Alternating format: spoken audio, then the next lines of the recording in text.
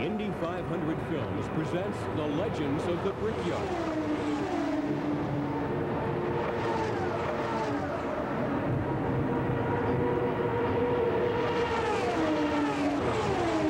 While the Brickyard has had its share of dramatic moments over the years, one of the most dramatic occurred in 1985. Hi everyone, I'm Bob Jenkins. And I'm Larry Newbern. New names and faces grabbed most of the spotlight in '85, and no one grabbed more than Danny Sullivan. From a checkered cab in New York City to the checkered flag at Indy, or the powers that be must have been working overtime for Sullivan that year. So sit back and relive that heart-stopping spin and win in the 1985 Indianapolis 500.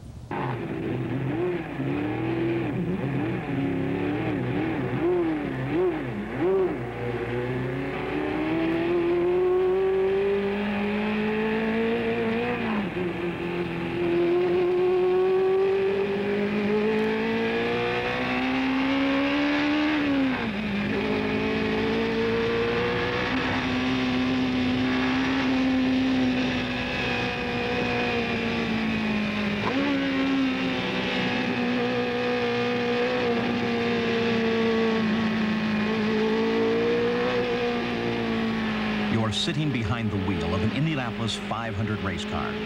You might be as young as 21, as old as 50. You could be from almost anywhere in the world. Your formal education is not the prime requisite for this high-speed profession.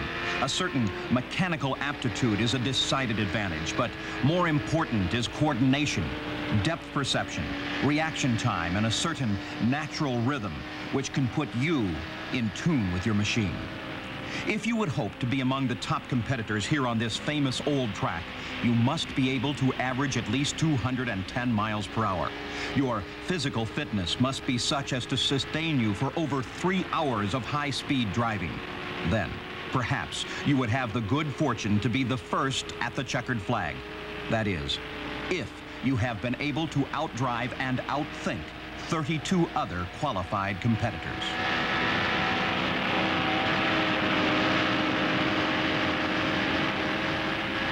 This is as close as most of us will ever come to the reality of high-speed driving. It is a profession that can be financially rewarding, but the cold, hard edge of reality is always present, waiting for the slightest mistake.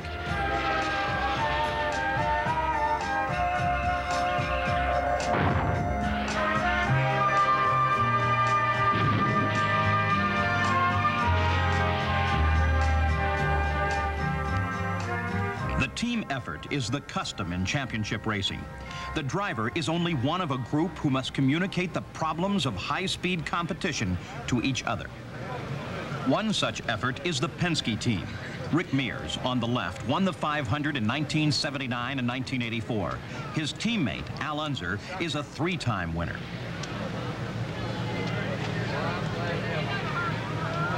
The third member is Danny Sullivan of Louisville, Kentucky. When he arrived in early May, he brought with him his own idea for winning the 1985 Indianapolis 500. Starting position here at the Indianapolis race is not that critical. I think actually Johnny Rutherford's won it from as far back as 28th position.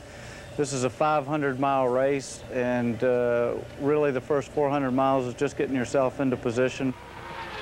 Danny Sullivan's concept worked very well.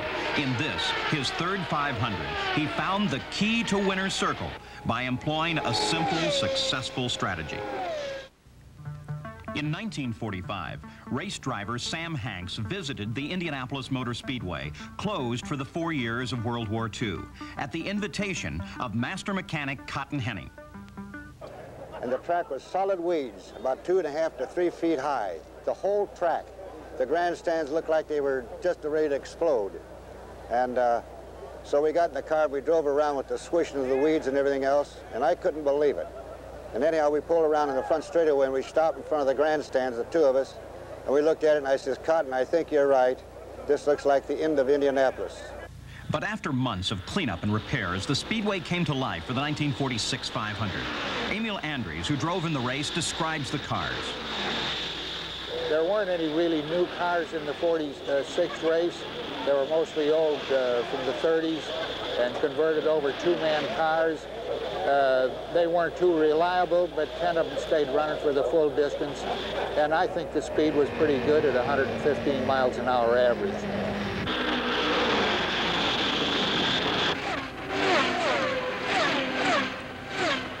Years later, and 100 miles an hour faster, the Speedway has entered the space age. Computers in the pits are part of team strategy. The mixture of fireproof clothing and two-way radios produces a man from Mars look. In Gasoline Alley, the problems are solved by an exchange of ideas. The nose of the new cars have been redesigned to protect the feet of the drivers. But burning the midnight oil is something that remains the same as it did in 1946. Scott Brayton of Coldwater, Michigan, sets 3 new track records on his qualifying run. His average, 212.354 miles an hour. Pancho Carter, a second-generation racer, breaks more records. He's on the pole at 212.583.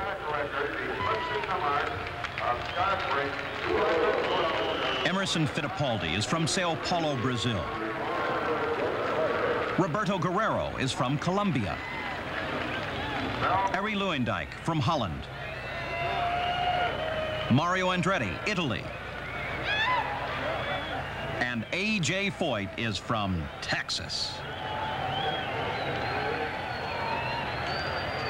Al Unser puts one Penske team car in the race. Bobby Rahal, 211.818. Al Unser Jr., 209.215. Now, Danny Sullivan takes his turn. 4 laps, an average of 210.298.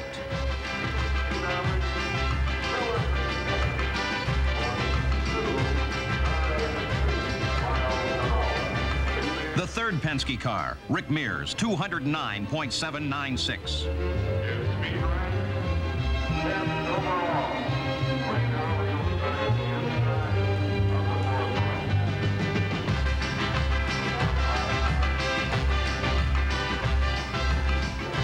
Michael Andretti, 208 plus.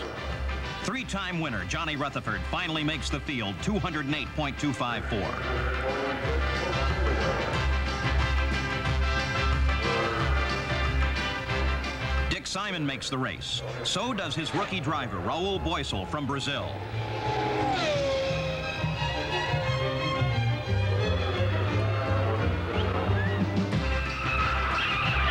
For every success story, there is a disappointment. Expensive machinery turned to junk and frustrated drivers. This is the way of competition, where the rewards are the richest prize in racing.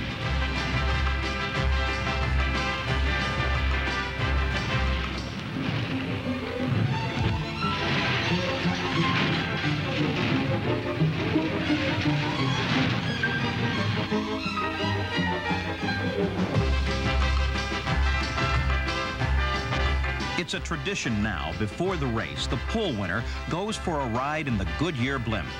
Additionally, he gets to pilot the famous aerial landmark.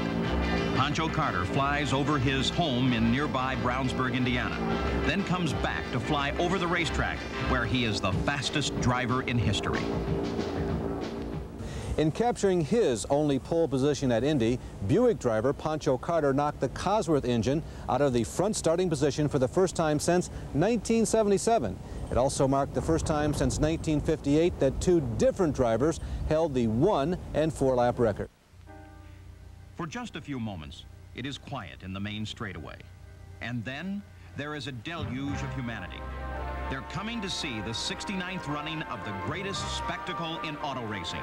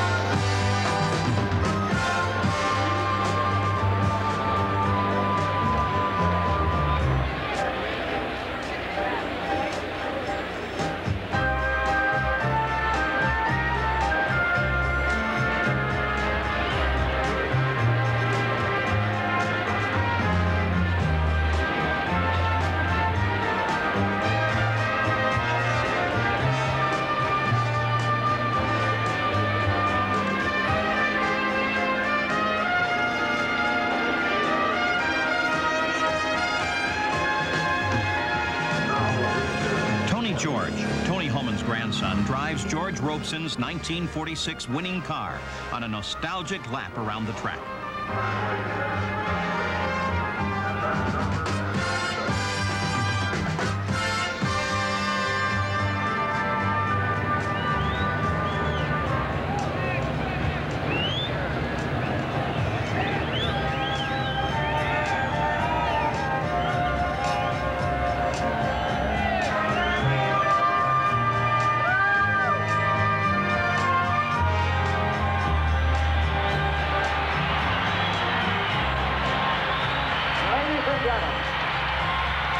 The moment we've all been eagerly awaiting.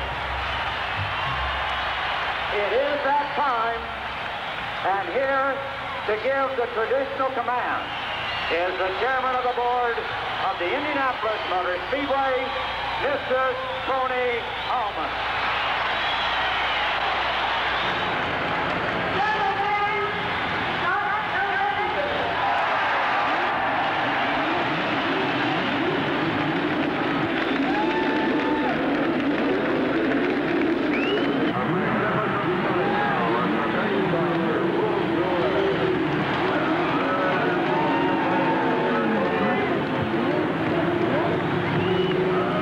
Field of 33 cars is led away by Jim Garner at the wheel of the Oldsmobile Calais pace car.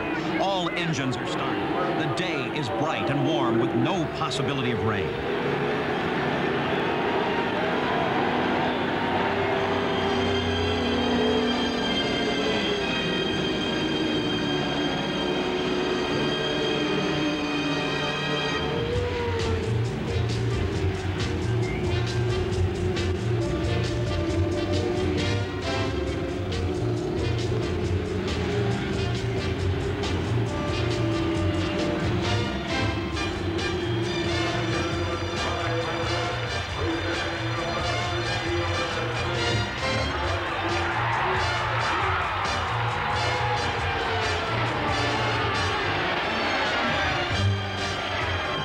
Right at the start, Bobby Rahal crosses over from his outside front row spot and takes the lead over Pancho Carter and Scott Brayton.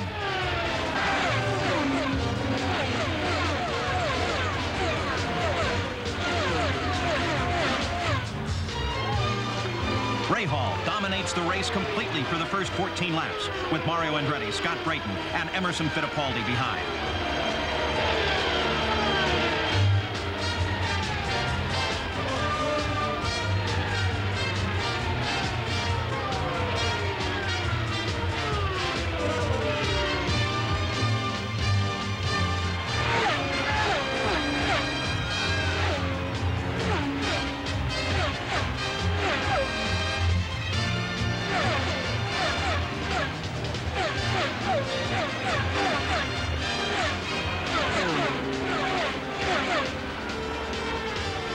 Suddenly, there's a car slowing and coming into the pits. It's Pancho Carter in big trouble just 6 laps into the race.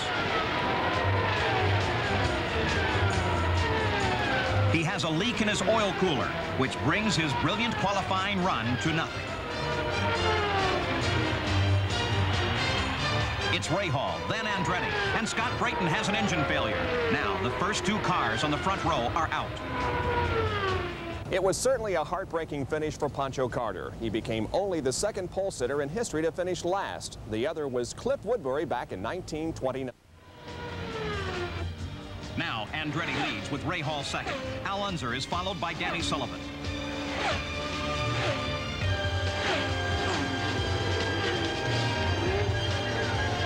Fittipaldi makes a service stop.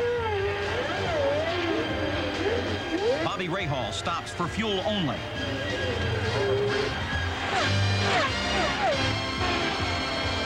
A.J. Foyt's life is complicated by a broken front wing, then a fire from a fuel leak.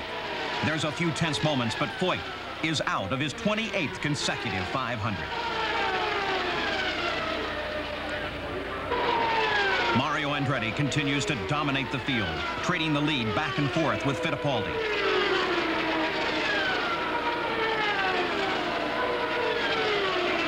Bobby Rahal is out with mechanical problems after a brilliant run for the checkered flag. Al Al Unser Jr. watches his father, who is 6th, and halfway through the 500. It's Andretti, Fittipaldi, Tom Sneva, and Danny Sullivan who moves up to challenge Andretti. He moves alongside in the main straightaway and makes his bid for first place going into turn 1. Incredibly, he comes out of the spin and continues on, only dropping back to 2nd in the process. You saw it once. Let's watch it again from other positions. Andretti drops down low as Sullivan spins around in a cloud of smoke. He doesn't touch a thing and recovers nicely. What you've just seen was history being made.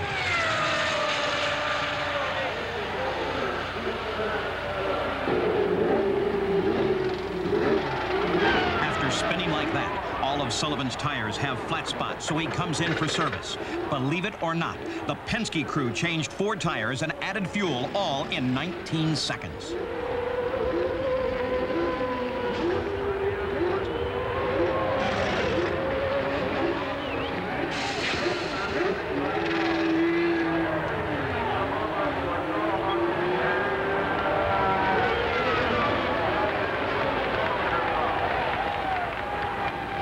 The success story for last year's celebrated winner ends with a gearbox linkage jammed. Rick Mears will wait for next year. Now Andretti and Sullivan are at it again.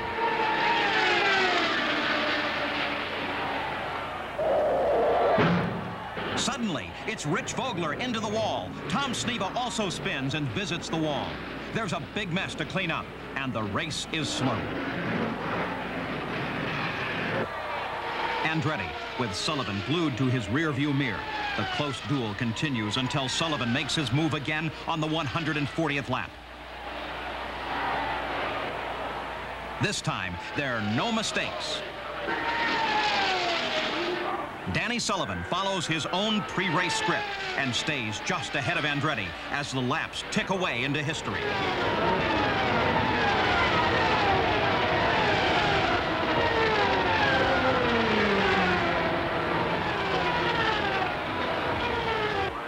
Andretti and Fittipaldi duel for 3rd and 4th as Roberto Guerrero moves to 2nd.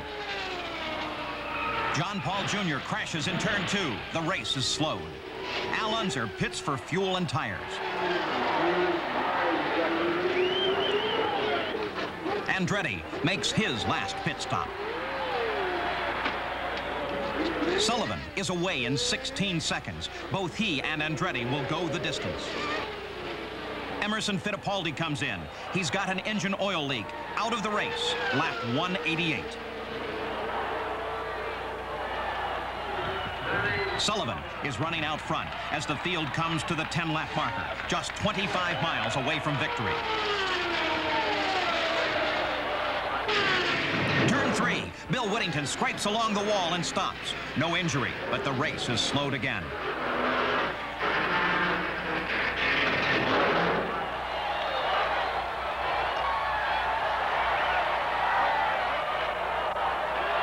When the green flag comes out on the 197th lap, the gap between Sullivan and Mario Andretti remains at just a couple of seconds.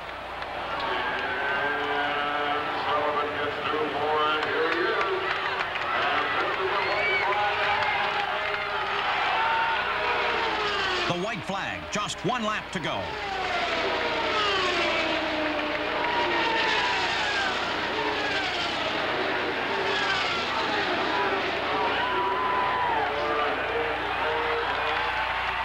And there's the checkered flag. Danny Sullivan crosses over that 3-foot strip of red bricks, which he now owns, sort of his own private brickyard.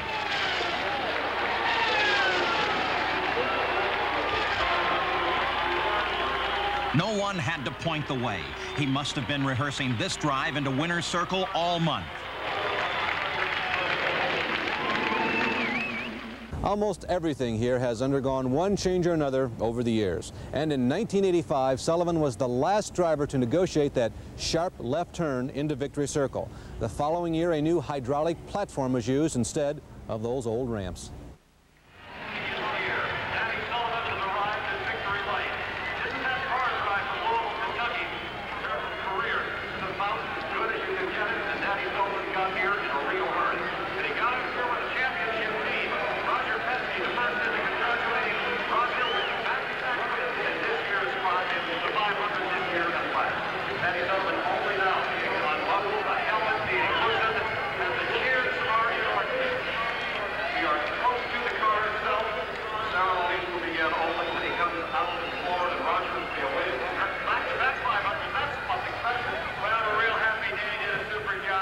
In just a moment of time, a 36-year-old road racing competitor has become an instant celebrity. Close to 500,000 people witnessed his victory in person, and uncounted millions saw it on television. He will become the darling of the talk show hosts. Riders will pester him. Advertisers will force money into his hands. And race fans will love him. From here on out, life will be more complicated than Danny Sullivan could ever imagine. And all because he managed to keep his foot down on the throttle hard enough to stay just a couple of seconds ahead of Mario Andretti.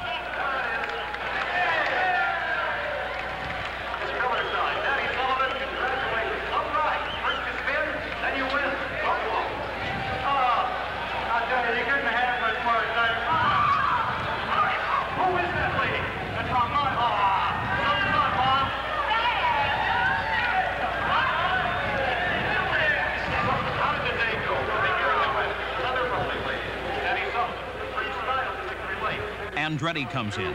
Second place is worth $290,000. Roberto Guerrero is third. That's worth $157,000. Al Unser is fourth.